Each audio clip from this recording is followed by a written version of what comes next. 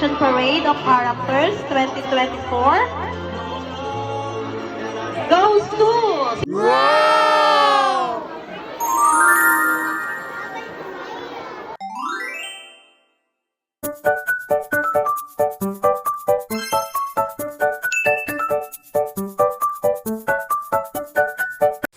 Hello guys, this is Liam Kyrie, ang cutie ng San Pablo City. And for today's video, i-share ko po sa inyo ang mga kaganapan ko sa Parade of Character sa aming paaralan.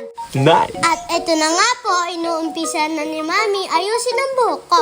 Nilalagyan na nga po ng Play-Doh para tumigas ang aking buhok. Dahil kailangan magaya niya ang buhok ng karakter na gagayahin ko. At ang sunod naman po ay nilalagyan ni Mami ng kulay pula ang aking buhok. Nahuhulaan niyo na po ba ang karakter na gagayahin ko? At pagkatapos nga po ay binibihisan na ako ni Mami. Tama nga po ang naisip nyo, ang gagayahin ko po ay si Kamado Tanjiro. Wow! Ang isa sa karakter ng Demon Slayer. Oh, big shout out sa mga fan din ng palabas na yan. Ayan, all set na, ready to go.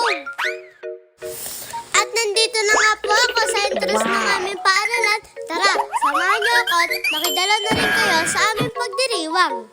Habang papasok nga po, ako ay natutuwa, ako ay na-excite dahil halos lahat kami ay suot ang iba't ibang characters na gusto namin. Nakakatuwa dahil madami tayong mga character na makikita na bago sa ating paningin. Nice! At pagdating ko nga po sa aming classroom ay sinalubong agad ako ng aking mga klase at syempre picture-picture muna. Oh, shout out muna kay Santa Claus. Malapit na ang Pasko. Beke naman. Sunod naman po ay nagpunta na kami sa aming cover court dahil mag-uumpisa na ang aming programa. Lahat nga po ng mag-aaral ay nandito na para maghanda sa aming pagrampa. By simply opening a book, we can experience... At eto nga po, nag-uumpisa na ang aming programa. Pagkatapos nga po ng opening remarks, ay nakapila kami lahat para sa pumarada. Kami nga po pala ay paparada lamang dito sa loob ng aming paaralan dahil sobrang init kami lumabas sa kalsada. O diba, kitang-kita ang mga nagagandahang costume ng bawat mag-aaral sa amin. Para na din tayo nagbabasa ng isang magandang kwento gamit ang ating malawak na imahinasyon kapag nakikita natin sila. Nice! At kitang-kita din po natin ang efforts ng bawat isa sa paghahanda ng kanilang mga kasuotan.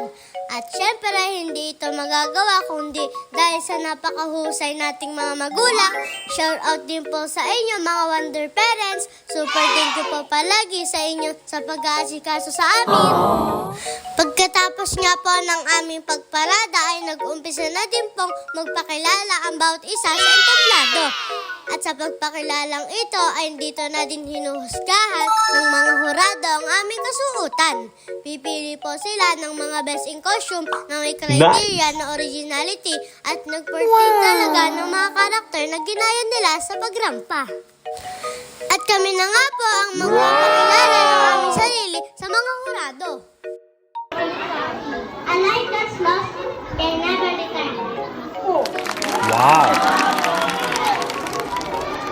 Good afternoon, my name is Russell and I am a Wonder Christmas. Santa Claus Wow. is here. Dear Santa!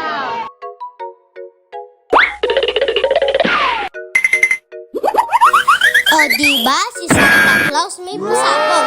Pasabog ng mga candy sa mga bata. Thank you, Santa! Ignorant like a child, avatar from my yet. Nang matapos na nga po ang pagrampa ay isa-isa na din pong tinatawag ang mga mag-aaral na nanalo ng Best in Costume.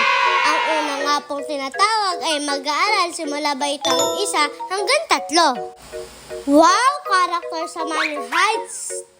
At sila nga po ang mga nanalo sa baitang 1 hanggang 3. Ang gaganda nila? Yes! Sunod naman po ay baitang 4 hanggang 6. Best in costume, male. Sino po kaya? Goes to